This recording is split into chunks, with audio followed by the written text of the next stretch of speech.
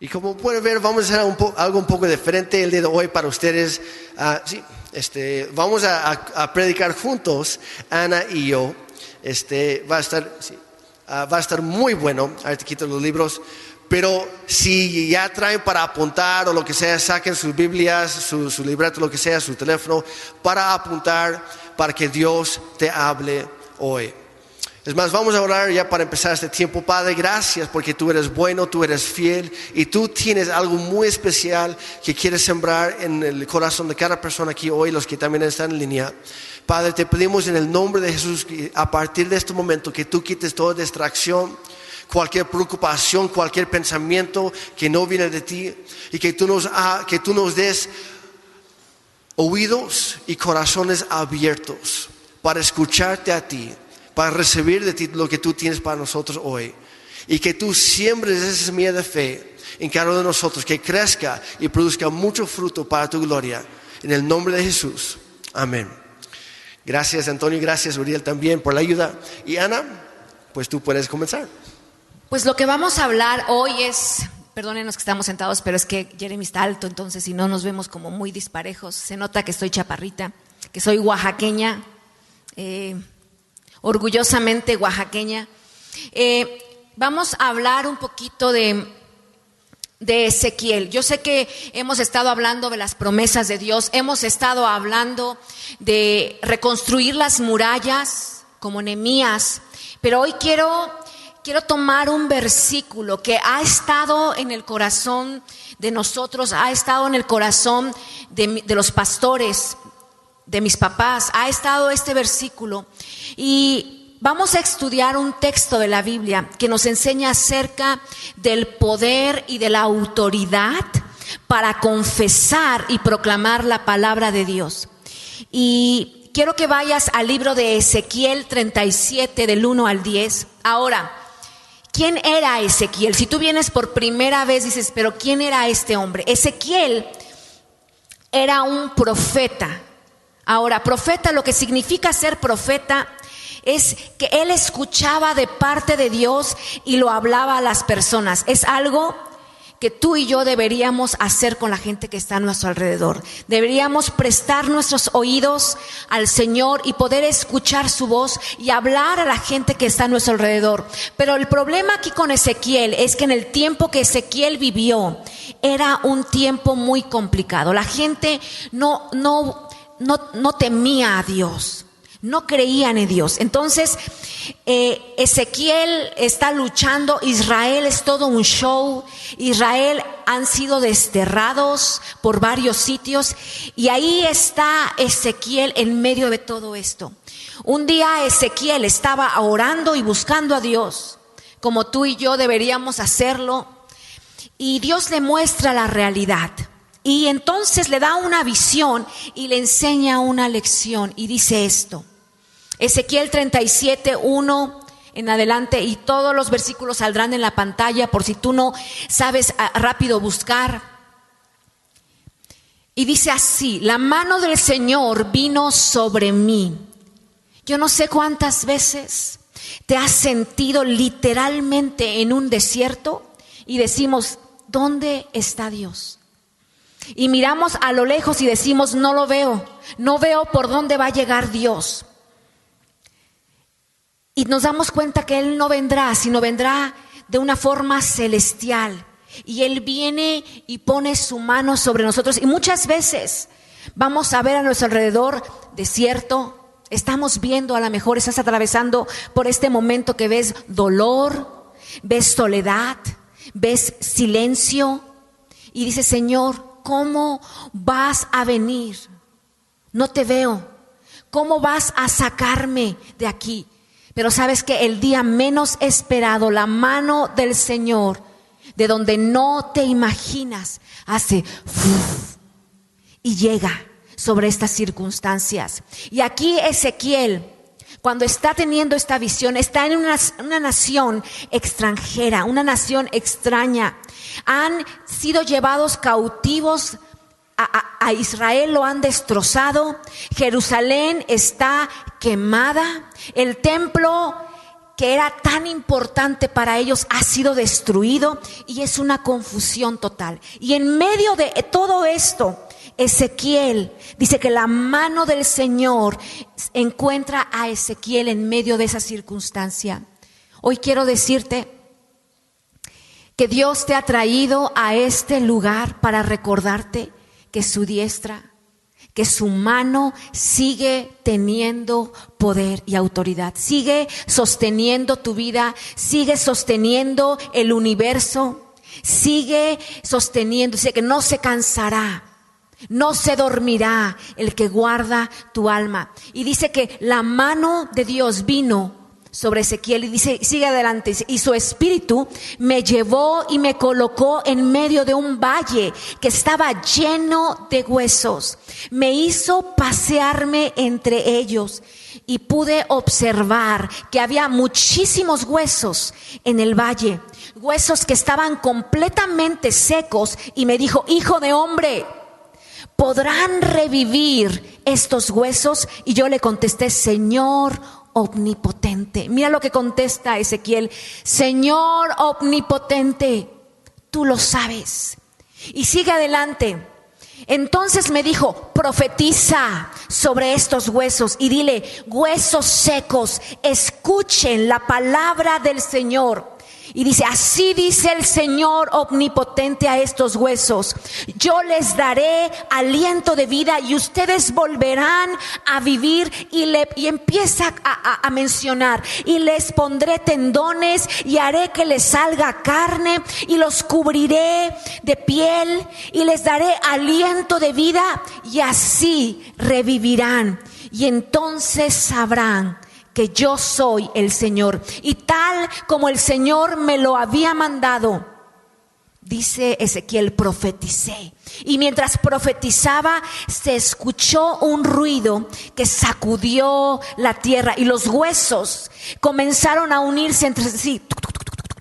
Imagínate eso.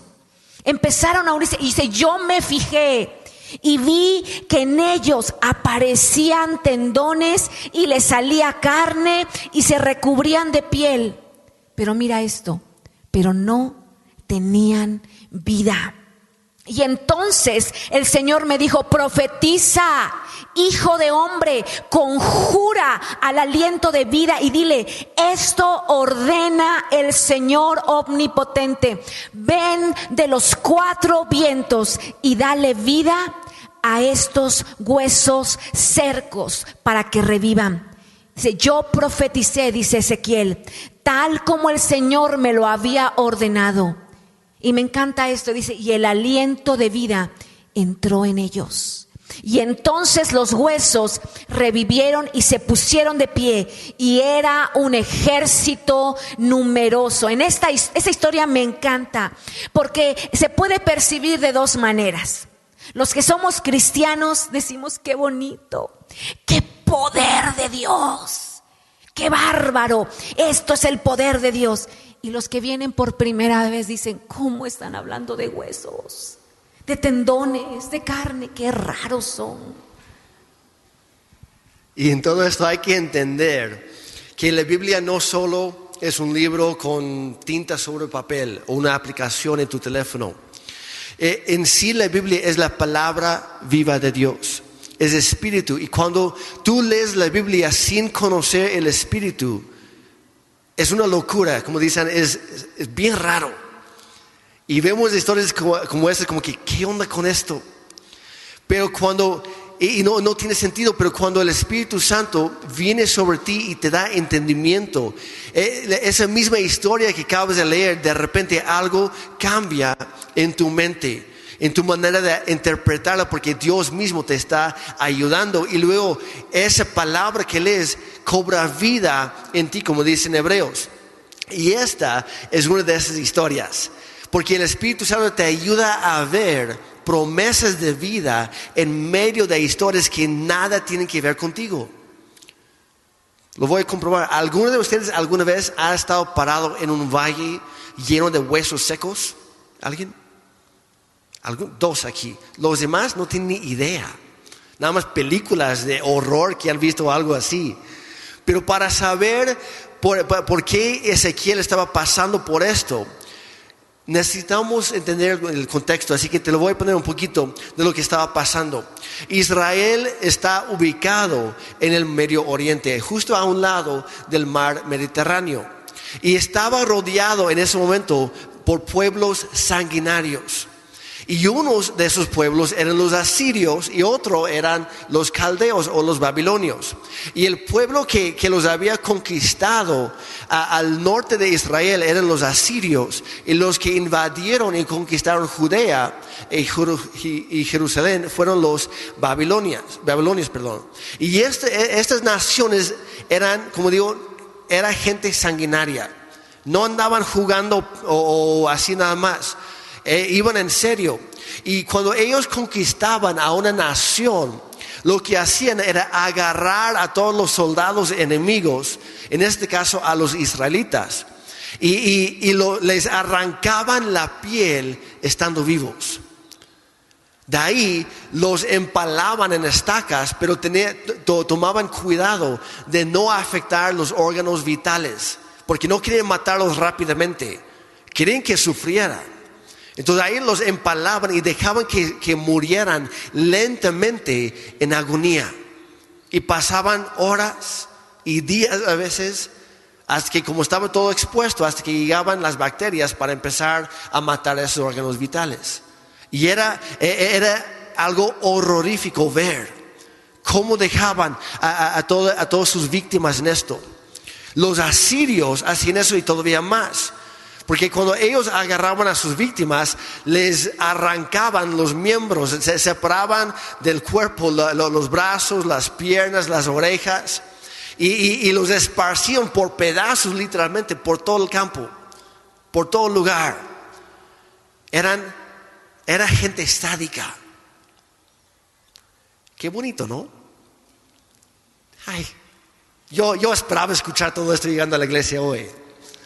Yo sé que no, pero ¿por qué lo menciono? Porque hay que entender lo que estaba pasando, lo que estaba viviendo Ezequiel en ese momento. A lo mejor tú antes te imaginabas unos huesos bien bonitos, bien pulidos y todos blanquitos ahí, y no, eran los restos de este ejército israelita que había sido masacrado y todavía deshonrado con todo esto. Y cuando Dios lleva a Ezequiel a este valle lleno de huesos secos, para ti es una historia rara, pero para él significaba confrontarse con la vergüenza de su propio pueblo, un pueblo derrotado. Era recordar amargamente lo que había pasado ellos como nación. Y ahora la cosa es, nos hemos preguntado ¿por qué el pueblo de Israel había pasado por esto? Y lo vemos vez tras vez en la historia del pueblo de Israel. Yo no sé cuántos han leído la Biblia, pero es lo mismo se repite. Israel había fallado por completo a Dios. Había abandonado al Señor, se había levantado dioses falsos. Había ido a adorar a otros dioses en lugar de adorar al Dios vivo. Había hecho vacas de oro y los adoraban. Había ofrecido sacrificios a ídolos. Habían tomado costumbres que no eran buenas. Habían dado la espalda al Señor. Y Dios le dice, son mi pueblo. Israel, son nación santa, son apartados para mí, y los llama vez tras vez diciendo arrepiéntanse una y otra vez, hasta que Dios dice ya basta. Y dice que Dios voltea su espalda al pueblo de Israel, y por esa vergüenza los asirios los aniquilan. Y cuando Dios lleva a Ezequiel a este valle, le dice, ¿qué ves? Ezequiel, ¿qué ves? Y Ezequiel dice, huesos. Eso es lo que veo, huesos. Pero lo que en realidad estaba viendo Ezequiel, estaba viendo la vergüenza de su pueblo. Estaba viendo el no haber dado la talla. Estaba viendo el haber fallado al Señor. Sabes que para un judío, y creo que no estoy hablando de los que se convierten al judaísmo, estoy hablando de los judíos, de los que nacen. para los judíos, enterrar los huesos tirados que están encima de la tierra hasta el día de hoy es una deshonra. Los rituales judíos en los entierros son muy marcados. Los cuerpos solo pueden ser tocados por familiares. Tienen que ser cubiertos por sábanas de lino. Tienen que ser enterrados en la tierra. No pueden romper los cuerpos, no pueden ser quemados, dejar expuestos porque son una deshonra. Los huesos no pueden estar expuestos para los judíos porque son una deshonra para el alma de esa persona. Y los huesos que Ezequiel estaba viendo en ese lugar estaban gritando: no nos merecemos nada. Y a lo mejor hoy tú dices: ¿Esto qué tiene que ver conmigo? ¿Qué significa? ¿Por qué me están hablando hoy de huesos secos? Porque muchas veces nosotros caminamos en esos valles de muerte y de vergüenza. Porque muchas veces hemos tropezado, iglesia, y sentimos que no damos la talla.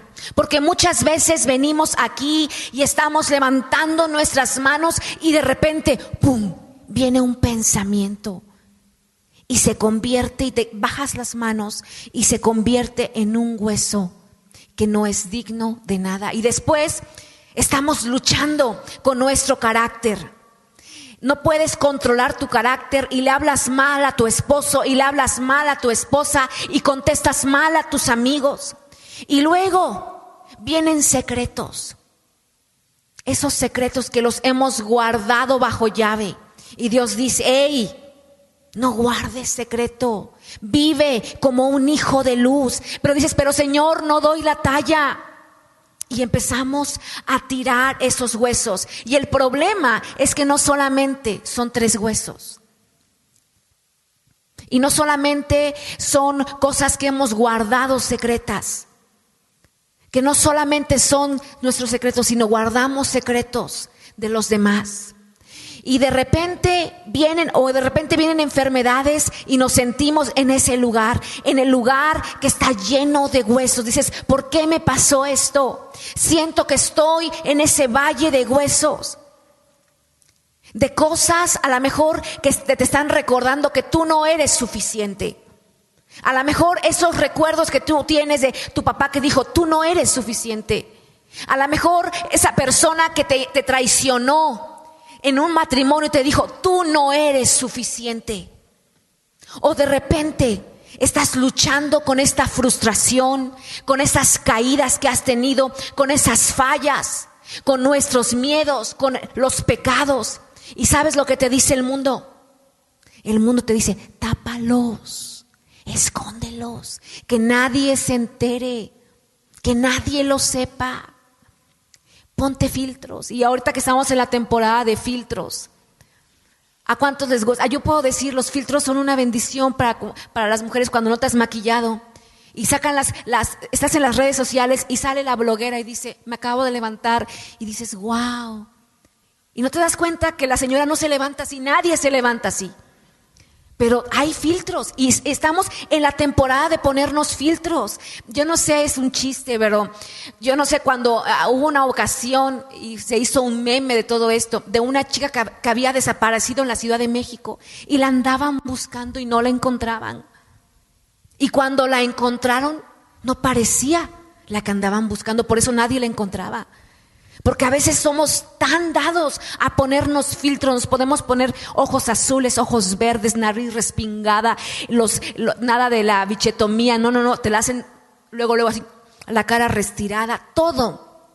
Y a veces no parecemos ya nosotros. Y el mundo te dice: ponte filtros.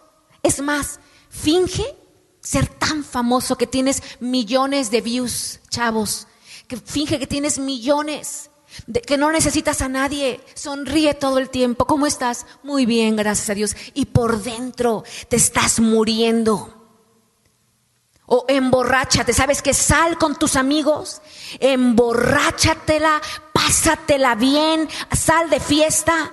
No sea que venga a tu cabeza tu ex No sea que venga a tu cabeza el dolor que estás luchando, no sea que venga a tu cabeza la adicción, no sea que te arruine la fiesta.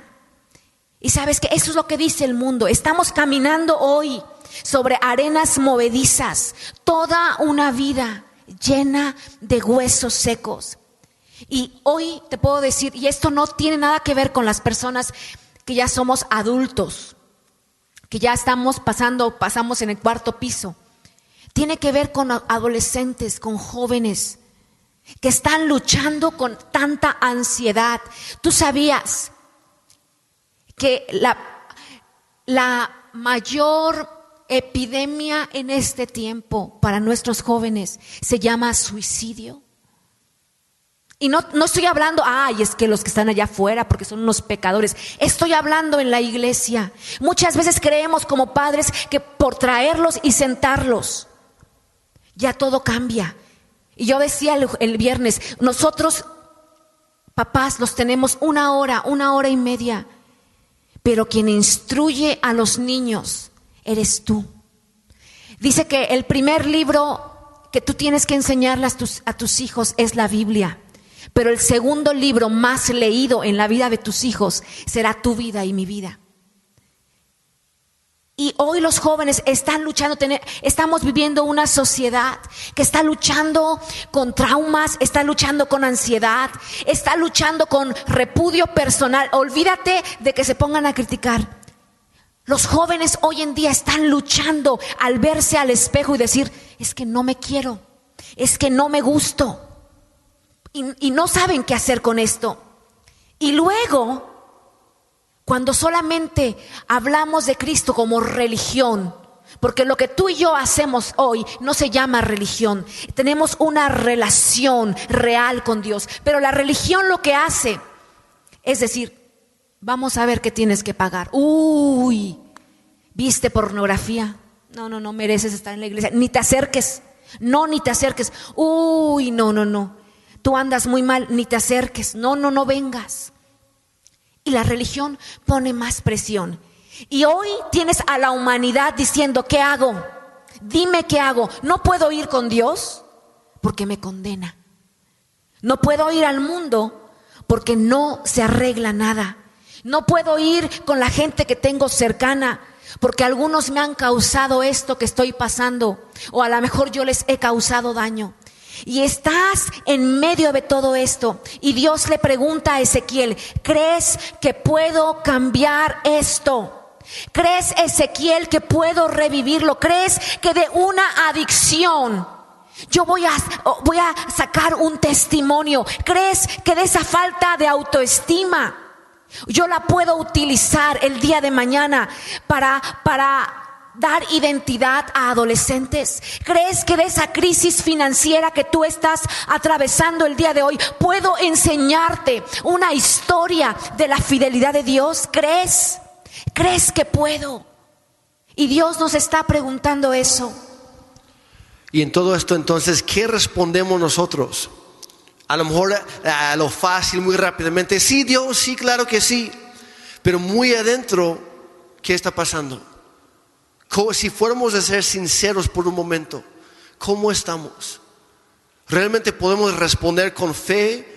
Porque muchas veces por fuera o en voz alta, sí Señor y amén, y levantamos las manos y aleluya y toda la cosa. Pero por dentro estamos pensando, pues espero que si puedas, Dios. Ojalá. ¿Quién sabe si realmente puedes en mi caso? Porque a lo mejor para alguien más sí es más fácil, pero conmigo, Dios, no, es toda una vida que se tiene que arreglar. Y nosotros dudamos en lugar de movernos en fe. Y Ezequiel también tuvo que pasar por este proceso. Recuerdo que Ezequiel le respondió al Señor en el versículo 3 al final. Dijo, Señor omnipotente, tú lo sabes. Está diciendo Dios que todo lo puedes hacer. Eres omnipotente, no hay nada imposible para ti. Dios, tú sabes si puedes o no. Casi, ¿para qué me preguntas a mí? Dios, tú ya sabes la respuesta. Pero Dios espera que nosotros nos alineamos con su palabra, que hablemos lo que Él ya ha hablado en su palabra. Cuando nosotros respondemos con esa madurez, con esa fe, entonces Dios dice, perfecto, ya, estaba esperando que tú lo dijeras, que tú lo pidieras, estaba esperando que tú te alinearas conmigo. Y como ya lo hiciste, ahora sí puedo. Ahora sí puedo entrar a tu vida. Ahora sí puedo empezar a cambiar las cosas. Ahora sí puedo traer tu milagro que tanto has estado esperando. Pero tú tienes que llegar a este punto en tu vida. Y vemos esto vez tras vez en un montón de historias en toda la Biblia. Por ejemplo, está la historia de Esther. Esther era una princesa, era una reina modelo judía. Y a su pueblo iban a aplicarle un genocidio, un holocausto. Querían asesinar a todo el pueblo judío y Esther formaba parte de. Pero estaba dentro del palacio, estaba casada con el rey en ese momento y estaba, pero ¿qué hago? Y su tío Mardoqueo le dice, hija, porque era su tío pero le había adoptado básicamente como hija, dice, hija, ¿no crees que te vas a escapar de esto solamente porque estás en el palacio? Esto va parejo para todos. Y Esther estaba luchando con esto. Es que, híjole, yo sé las promesas de Dios, pero también conozco la ley persa. Sé lo que puede pasar si yo aparezco delante del rey sin invitación. Y en ese momento no importa lo guapo que seas, no importa que seas la esposa del rey, si él no extiende el cetro, ¿qué pasaban? Decapitaban a cualquier persona que se presentaba sin invitación. ¿Y de qué sirve a la reina Esther estar ahí si la cabeza no está conectada con el resto del cuerpo? Y ella tiene que enfrentarse a una posible muerte temprana con tal de tratar de salvar a su pueblo. Y ella dice, ora por mí, y se pone a ayunar y dice, está bien, lo voy a hacer. Y lo que dice Esther en la Biblia es, si tenga que morir, que muera. Si yo tengo que dar mi vida para salvar a otros, valdrá la pena. Y esto nos habla, cuando abre la puerta y aparece delante del rey, está diciendo literalmente, Dios, yo sé lo que me podría pasar aquí. Yo sé a lo que voy si tú no me respaldas, pero te estoy pidiendo, Señor, yo estoy tomando este paso de fe, respáldame, protégeme, ayúdame, voy a hacer mi parte, voy a avanzar hacia lo incierto, voy a caminar en fe. Otro ejemplo es Daniel, que le prohibieron orar al Señor y él con toda seguridad dice, no me importa. Está la ley, en este caso la ley de los babilonios. Y dice, pero tengo una ley celestial que es más importante para mí. Y él siguió como siempre, 3 veces al día, sube a su cuarto, abre la ventana, se dirige viendo hacia donde quedaba Jerusalén porque estaba muy lejos. Y se pone a orar 3 veces al día, de rodillas, diciendo, Señor, yo no sé qué me va a pasar, porque sé que estoy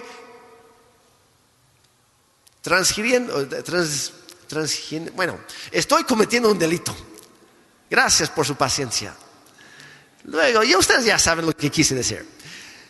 Dice, yo sé que estoy cometiendo un delito aquí en la tierra, pero me estoy alineando con la palabra de Dios en el cielo. Y iglesia, tenemos que nosotros también tomar la misma postura. Decía, no sé qué me va a pasar, pero Señor, tú sí sabes. Y estoy confiando en ti. Aquí sigo fiel yo. Más adelante tenemos a Sadrach, Mesach y Abednego, que dicen, nosotros no vamos a arrodillarnos delante de un ídolo, delante de un Dios falso, aunque sea la ley. Nosotros no podemos hacerlo. Y los mandan al horno de fuego. Pues ya ni modos, ya Dios.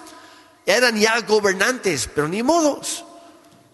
Y lo que ellos están diciendo es que, y está en la Biblia y dice, nuestro Dios tiene el poder para librarnos de esta muerte segura en este fuego. Y aunque no lo hiciera, aunque Dios no lo hiciera, nosotros no vamos a cambiar nuestra postura. Vamos a seguir fieles con Él. No vamos a arrodillarnos delante de este ídolo. Estaban diciendo, Dios, solamente tú lo sabes. Tú estás en control y estamos confiando en ti. Y hay muchísimos ejemplos más en toda la Biblia, pero lo voy a dejar ahí por el momento, por cuestión del tiempo. Pero lo que vemos en cada uno es esto, que cuando Dios ve este tipo de fe, Él responde a nosotros, responde a nuestra fe, interrumpe en la escena, hace y sopla aliento de vida sobre la iglesia. Y al estudiar estas historias nos recuerda 3 verdades. Número 1, que nuestros huesos secos pueden convertirse en milagros para la gloria del Señor. Ya no son nuestra vergüenza, no son nuestro destino final, no son lo que el mundo dice que son. Son las bases o las plataformas, podríamos decir el brincolín, que Dios usa para lanzarnos hacia nuestro milagro, para que nosotros podamos decir: un día sí, yo estaba ciego, pero ahora veo con claridad. Yo antes, un día, yo era adicto a esto, pero ahora soy libre en Cristo. Yo un día no controlaba nada, pero ahora con mi lengua puedo pronunciar alabanzas y gloria al Señor. Un día mi mente estaba perdida, pero Dios la ha sanado.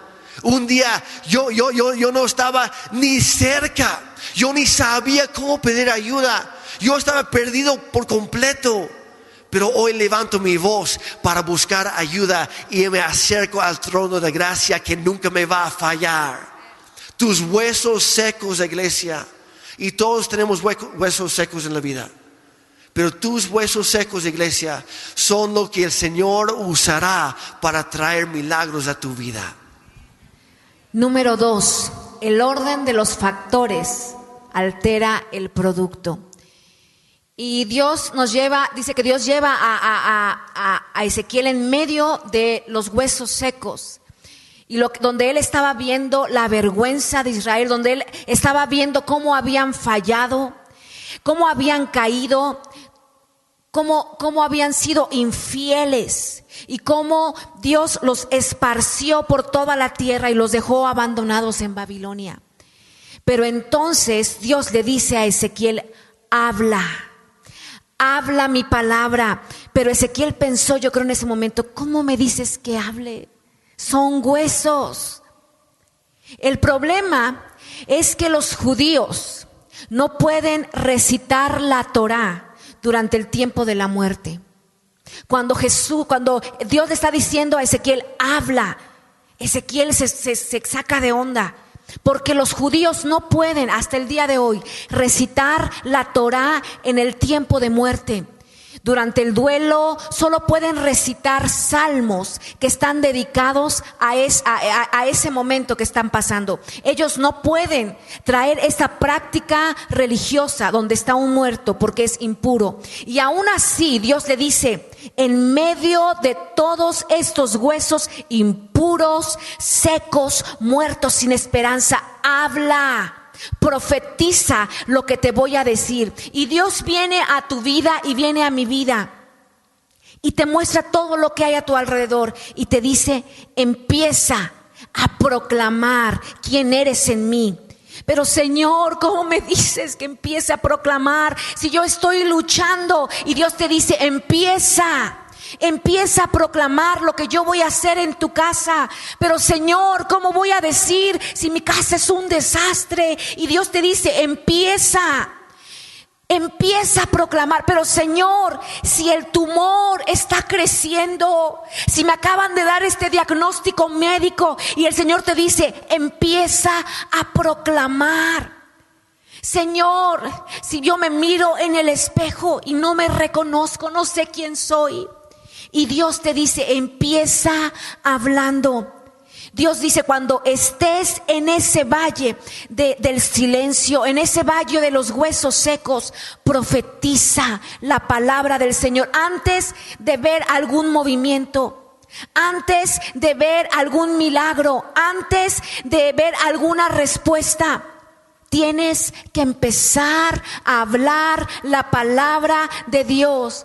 ¿Por qué? Porque cuando hablas, cuando proclamas la palabra del Señor, tienes la esencia de la Trinidad en este lugar. Y esto es algo doctrinal.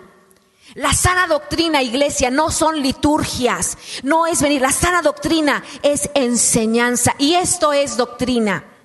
La Trinidad, cuando tú hablas la palabra del Señor, traes la esencia de la Trinidad. Tienes al Padre ahí trayendo directriz, trayendo dirección.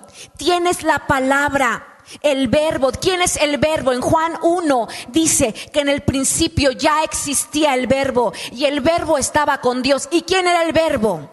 El verbo era Dios. Cristo es el verbo encarnado. Y cuando Dios, el Padre, dicta el verbo, el Espíritu Santo entra en ese lugar y la esencia de Dios en toda su plenitud empieza a cambiar la realidad y empieza a vertir todo lo que Dios es, todo su poder, su fuerza, identidad, ese ministerio trinitario que nadie entiende pero que todos disfrutamos, porque nadie puede decir es que yo entiendo perfectamente, no. Pero todos hemos disfrutado y disfrutamos el día de hoy ese ministerio de Dios trinitario. Y Él entra y lo cambia todo. Y en Hechos capítulo 2 encontramos otra historia fuerte donde la iglesia está escondida. ¿Por qué? Porque los han agarrado, los han apresado, los han latigado, escupido, torturado, los han despreciado a todos los cristianos. Y pues ellos, tenían miedo y con toda razón. Y es como si hoy en día, imagínate que fuéramos al país de Irán, que hoy en día es una de las repúblicas islámicas del Medio Oriente más intensas en cuanto a leyes que oprimen a las personas, sobre todo a los cristianos. Y ahí estás tú, ahí en Irán o en cualquier otro país islámico. Y ahí estás como cristiano y de repente se te ocurre en tu teléfono, subes el volumen y pones una bonita alabanza y luego después de 30 segundos te cae el 20 lo que acabas de hacer porque es ilegal y te quedas pensando, híjole, a ver cuál de mis vecinos habrá escuchado, a ver quién ya me está reportando con las autoridades, a ver en qué momento llegan para arrestarme a mí, llevar toda mi familia y asesinar a mi esposa, a mis hijos delante de mí y después a mí me toca. Y obviamente te llenas de miedo. Y ahí estaban los primeros cristianos en el libro de Hechos en esa circunstancia. Y lo vemos en Hechos capítulo 2. Dice, cuando llegaron, subieron a la habitación de la planta alta de la casa donde se hospedaban. Estos son los nombres de los que estaban presentes: Pedro, Juan, Santiago, Andrés, Felipe, Tomás, Bartolomé, Mateo, Santiago, hijo de Alfeo, Simón el celote y Judas, el hijo de Santiago. Judas el bueno. No Judas el traidor. Judas el bueno. Eran dos. Dice, todos se reunían y estaban constantemente unidos en oración junto con María, la madre de Jesús, varias mujeres más y también con los hermanos de Jesús. Ahora, estaban orando, pero hasta ese momento ¿habían visto cambios? No. ¿Habían visto algo distinto? No. Todos seguían encerrados. Todos seguían con miedo, todos seguían en el segundo piso. ¿Por qué? Porque en el primer piso estaba la puerta y se estaban alejando de la puerta para que nadie los escuchara, pero seguían orando con miedo por lo que había por fuera, pero por dentro seguían orando con fe. Dice, pero eso fue Hechos capítulo 1. Ahora sí que Hechos capítulo 2. Dice, el día de Pentecostés, todos los creyentes estaban reunidos en un mismo lugar. De repente se oyó un ruido desde el cielo, parecido al estruendo de un viento fuerte e impetuoso, que llenó la casa donde estaban sentados. Luego algo parecido a unas llamas o lenguas de fuego aparecieron y se posaron sobre cada uno de ellos. Primero oraron, primero hablaron y después Dios actuó, no al revés. Dice, Y todos los presentes fueron llenos del Espíritu Santo y comenzaron a hablar en otros idiomas conforme el Espíritu Santo les daba esa capacidad. Y en esa ocasión había judíos devotos de todas las naciones que vivían en Jerusalén y otros que ya estaban de visita. Dice, cuando oyeron el fuerte ruido, todos llegaron corriendo y quedaron desconcertados al escuchar sus propios idiomas hablados por estos creyentes. Hablaron antes de ver los cambios. Y al hablar y traer la palabra de Dios a su vida, fue entonces que el Espíritu Santo entró a ese lugar y de repente todo cambió. Y me encanta, hay otra historia que para mí es una de las historias que más amo, y cada vez que comparto siempre tengo que sacar a Pablo y Silas. Y sabemos la historia en Hechos 16, que Pablo y Silas empezaron con su ministerio predicando, y de pronto una mujer los seguía, y era una mujer que estaba siendo esclavizada, había un espíritu sobre ella, y sabemos la historia que Pablo y Silas, ¿verdad? Liberan a esta mujer y son llevados a la cárcel, son llevados al ¿cómo se llama? Al calabozo. Y estando ahí, hace años hablaba el pastor David, que él fue y entró a una de las cárceles. Dice que los calabozos eran hoyos en el piso.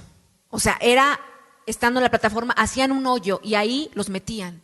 Y ahí hacían sus necesidades y ahí comían, pero todavía los tenían atados de pies y manos. Y dice en Hechos 16:25, dice, a eso de la medianoche, Pablo y Silas se pusieron a orar y a cantar himnos a Dios, y los otros presos escuchaban. ¿Había cambiado algo para Pablo y Silas? No. ¿Seguían atados? Sí.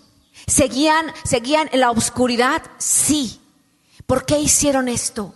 ¿Por qué en medio de la noche oraron? Mira lo que dice en el siguiente versículo. Y de repente se produjo un terremoto tan fuerte que la cárcel se estremeció hasta sus cimientos, y al instante todas las puertas se abrieron y a los presos se les soltaron las cadenas. ¿Sabes que el orden de los factores sí altera el producto? ¿Quieres ver, iglesia, la mano de Dios en medio de esos huesos de frustración, de esos huesos de dolor, de esos huesos de sentirte que no das la talla? Tienes que decir, Señor, yo declaro tu palabra en mi vida. Señor, tú eres fiel. Señor, tú eres el que sana. Señor, tú eres el que perdona. Tú eres el que restaura. Y como siempre decimos, el mundo te dice, ve y luego hablas. O sea, primero ve y luego hablas. Pero Dios te dice, habla si tú quieres ver. Tenemos que hablar la palabra de Dios. Entonces, cuando tú hablas la palabra del Señor, el Señor viene y toma todas tus fallas, toma tus huesos secos y empieza a darles forma. Y empieza a coger todo lo que has dicho. Y empieza a recoger esos huesos y dice, este hueso lo voy a usar en el futuro para que tú enseñes a los otros a ser fuertes. Esto que estás pensando, no te preocupes. Te voy a enseñar a someterte a mis palabras y tus pensamientos también se van a someter. ¿Cuánto has sufrido? Yo estoy viendo cuánto has sufrido. No te preocupes.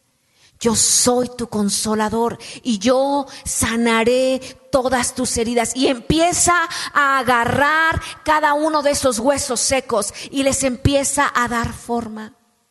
A dar esa forma de gracia, a dar esa forma de testimonio. Y lo que un día fue tu vergüenza se convierte en tu testimonio para decir, mira lo que Dios ha hecho, mira dónde Dios me tiene, y si Dios lo ha hecho conmigo, Dios lo puede hacer contigo. Mira lo que Dios me ha entregado, mira cómo Él ha sido fiel, dónde estaba yo y de dónde me sacó, y si Dios lo ha hecho conmigo, Dios lo puede hacer contigo. Pero tienes que aprender hablar la palabra de Dios. No basta, iglesia, con venir un domingo y decir, ay, ya tengo el domingo, ya le echo gasolina a mi coche y vengo toda la semana.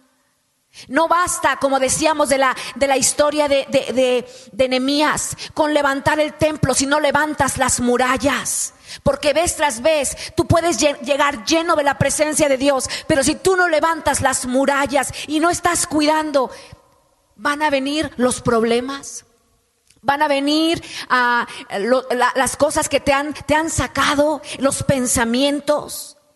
Van a venir las tentaciones y van a derrumbar nuevamente el templo. No basta con venir un domingo, es un proceso. Y cuando Ezequiel está profetizando, me encanta eso, dice la Biblia, que algo empieza a pasar.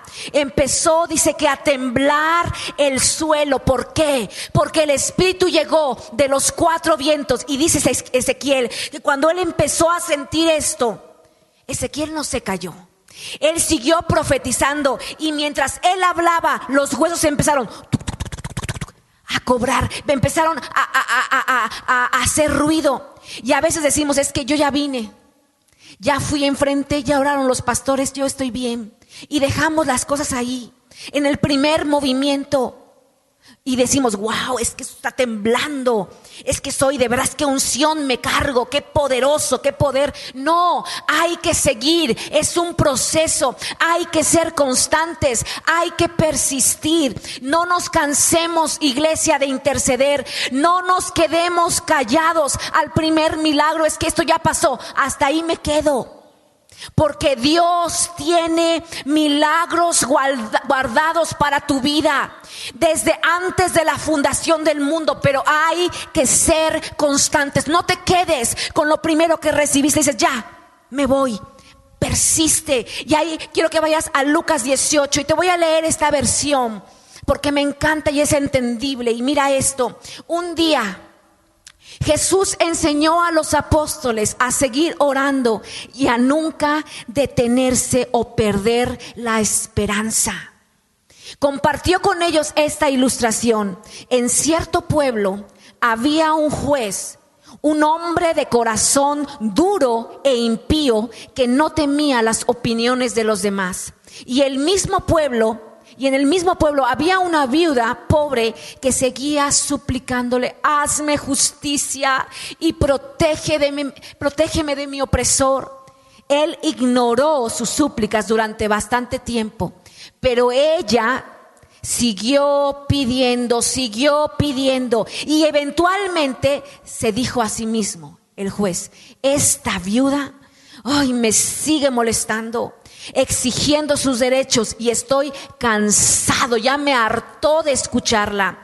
Aunque no soy hombre religioso y no me importan las opiniones de los demás, me la voy a quitar de encima respondiendo a sus reclamos de justicia y fallaré a su favor.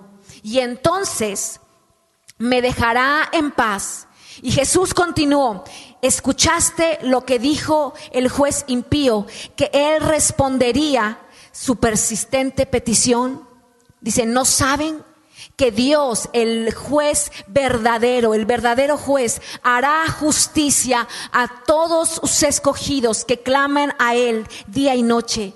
Él derramará su espíritu sobre ellos. Él no tardará en responderte y dará lo que pidas. Dios dará justicia rápida a aquellos que no se dan por vencidos. No te detengas.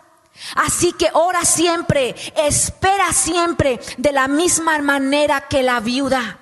Aún así, cuando el Hijo del Hombre regrese, y mira la pregunta que dice, ¿qué hace? ¿Encontrará este tipo de fe eterna en la tierra? Y yo digo, sí la va a encontrar. En el nombre de Jesús lo creemos como pastores. Oramos esto y hemos declarado, intercederemos, cantaremos, oraremos como iglesia, porque queremos ver a la gente, a los hijos de Dios, a tu familia llegando a Cristo. Queremos ver una ciudad, un estado de Oaxaca revolucionado. Queremos ver avivamiento en cada lugar, en cada pueblo de la ciudad de Oaxaca, que la gente pueda conocer a Cristo, que almas sean sanadas. Y por eso Dios nos está preguntando, ¿habrá esa fe? ¿Encontrarán esa fe? Y lo creemos, sí la va a encontrar.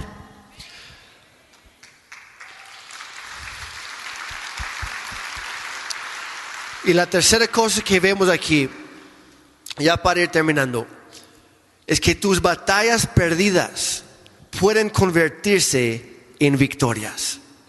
Tus batallas perdidas pueden convertirse en victorias. Recuerda que ese valle de huesos secos era la evidencia de las batallas perdidas de toda una nación.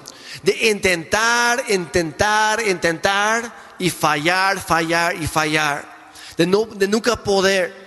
Y hoy estamos aquí para decirte que toda batalla perdida en el nombre de Jesús puede ser redimida, puede ser convertida en una victoria. ¿Cómo estaban esos huesos al principio? Estaban muertos, estaban secos. ¿Cuándo empezó Ezequiel a ver los cambios? Fue después de hablar, porque el orden sí importa. Fue después de hablar vida a lo que estaba muerto. Y se escucha un gran ruido. Y los huesos son unidos. Y empiezan a tomar su forma. Pero la Biblia dice que seguían sin vida. Tenían la forma correcta, pero algo faltaba. Y Dios le dice a Ezequiel, te falta algo por hacer. Y es una lección para todos nosotros hoy. Tienes que hablar vida. El soplo del aliento de vida, el mismo Espíritu Santo sobre aquello que está muerto. Podemos tener la forma como iglesia, como cristianos. Podemos tener la forma de cristianos, la forma de adorar a Dios, de levantar las manos y fingir que todo está bien. Podemos tener la forma correcta y estar sin vida. Seguir muertos en nuestra fe, en nuestro caminar con Dios. Podemos tener la forma de querer cambiar las cosas, pero si aquí adentro, si no está el Espíritu de Dios, no se va a lograr nada. Y Dios le dijo a Ezequiel, falta mi soplo de vida sobre este ejército para que se levante con fuerza, con poder, para que las cosas empiecen a cambiar. Y dice Ezequiel, hijo mío, empieza a declarar, empieza a profetizar, llama desde los 4 vientos, que venga el aliento de vida, el soplo del Espíritu sobre este lugar. Y dice Dios, en el momento que tú lo hablas, en el momento que tú lo dices, yo voy a actuar. Y yo traeré mi espíritu y voy a soplar desde los 4 vientos. Y me encanta cuando dice, habla de los 4 vientos, porque lo que está significando es ven. Ven, pero no solo de donde te espero. Es muy fácil, como decía, venir los domingos. Pero ¿qué tal es cuando estás en la semana y estás en el trabajo? Y de pronto Dios te cacha haciendo cosas que no debes hacer. Y Dios te dice, estoy aquí. Y ahí es cuando Dios empieza a hacer algo en tu vida, empieza a redarguir. El Señor viene de donde no te lo esperas y de donde te lo esperas. Muchas veces decimos, el Señor viene en esa luz, pero también el Señor viene en medio de la oscuridad. Él está contigo. Él viene a tu vida y Él quiere levantarte. Y quiero que te lleves esto. Donde había derrota, cuando hablas y clamas que el Espíritu Santo venga de los 4 vientos, el Señor va a levantar un ejército. Y se va a levantar un ejército en tu vida. Y vas a poder batallar de vuelta. Y vas a dejar de ser un hueso seco en el suelo. Vas a volver, Dios te va a vitalizar. Y vas a decir, ahora voy otra vez. otra vez más. Voy a dejar de ser ese hueso seco en el suelo para ser una herramienta en las manos de Dios. Y voy a declarar victoria sobre mi vida, sobre tu vida, sobre la vida de la gente con la que estás. Donde había silencio, se volverá a escuchar el rugido de victoria, de adoración. Se volverá a escuchar el rugido que del territorio está ocupado, diciendo: esto vendrá sobre la tierra, sobre mi familia. Donde había vergüenza, iglesia, Dios quiere traer gracia. Donde había castigo, donde había culpabilidad, hoy Dios quiere que encuentres perdón en Él. Donde te sentías tirado diciendo: es que no sabes lo que he hecho, no sabes quién soy. Dios se va a acercar a ti, te va a decir: eres escogido, eres perdonado, eres lo que yo digo que tú eres. Donde había muerte, hoy hay vida. Y yo quiero que tú cierres tus ojos, ahí donde estás, que te pongas de pie. Ya estamos terminando. Y que cierres tus ojos. Y vamos a orar. Vamos a orar en esta mañana todavía por ustedes. Vamos a orar y vamos a declarar que el Espíritu de Dios viene de los cuatro vientos. Y a lo mejor cuando vamos a orar sobre cualquier hueso seco que has estado luchando, a lo mejor tu vida entera se siente así. Y Dios te va a llevar, te va a recordar a lo mejor lugares incómodos. A lo mejor va a haber pensamientos, o a lo mejor hay realidades en tu vida débiles. Pero hoy el Señor te dice, así como Ezequiel, empieza a hablar.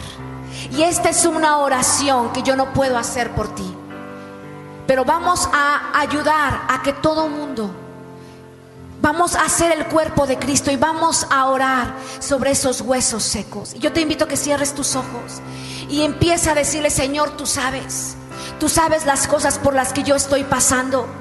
Tú sabes las cosas por las que yo he luchado. He sentido, Señor, que no puedo dejar esta adicción. Tú me conoces. No tiene caso que yo esconda las cosas. Tú sabes lo que yo he estado haciendo. Tú sabes lo que yo he estado viendo. Tú sabes lo que yo he estado pensando. Tú sabes que he tratado de esconder y he guardado secretos. Cuando tú dices, tú lo sabes. Y el Señor te dice: ¿Crees que puedan revivir estos huesos? Y hoy te contestamos: Señor, tú que lo puedes todo, tú lo sabes. Tú que lo puedes todo, tú lo sabes. Y hoy oramos por cada persona. Yo te invito a que levantes tus manos. Y si tú estás pasando por estos momentos que dices: es que no doy la talla, es que creo que no soy suficiente, es que creo que esto del cristianismo no es para mí, es que creo que he luchado y no he podido vencer estas cosas, es que con tus fuerzas no lo vas a poder hacer. Pero cuando entra la palabra de Dios, cuando entra el Espíritu Santo, hay poder. Señor, en el nombre de Jesús, hoy oramos, hoy declaramos libertad en este lugar.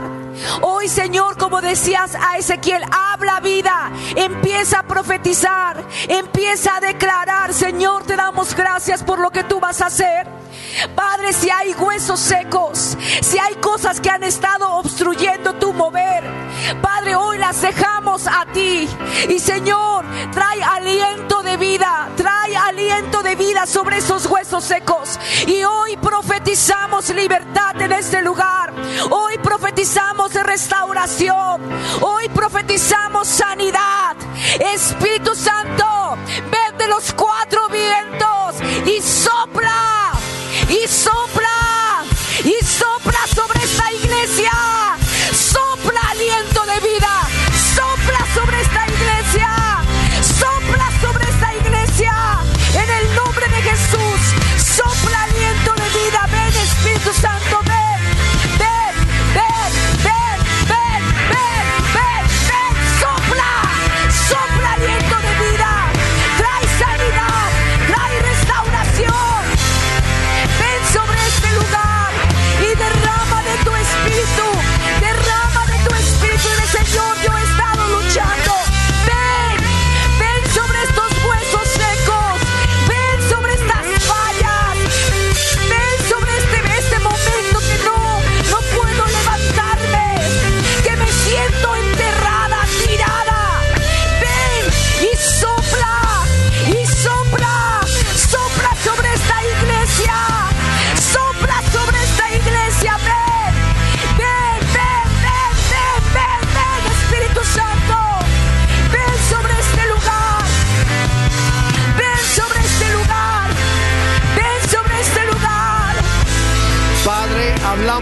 vida sobre lo que ya estaba muerto.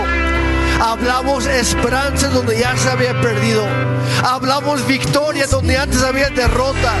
Hablamos avivamiento, Señor, sobre esta tierra de Oaxaca que tanto amamos, y sobre cada lugar donde se reúne tu pueblo, Señor. Trae tu vida, sopla, Señor, con tu aliento sobre nosotros. Avívanos, Padre Santo. Levántanos una vez más. Forma tu ejército, una generación, una iglesia que está dispuesta a avanzar en medio del temor, que está dispuesto a seguir peleando por los que ya no tienen fuerzas. Una iglesia que sigue, Señor, avanzando en contra de las puertas del infierno, que no podrán permanecer de pie contra una iglesia avanzando. Padre, hoy declaramos en tu nombre esa libertad, esa sanidad, ese milagro, esa reconciliación, esa restauración, matrimonios fuertes, hijos bendecidos, generaciones, Señor, entregadas a Cristo, en el nombre de Jesús. Iglesia, con todo tu corazón, ora. Si el Señor ha puesto una necesidad en tu corazón, con tu boca habla vida a lo que estaba muerto. Declara, profetiza, y Dios se moverá a tu favor.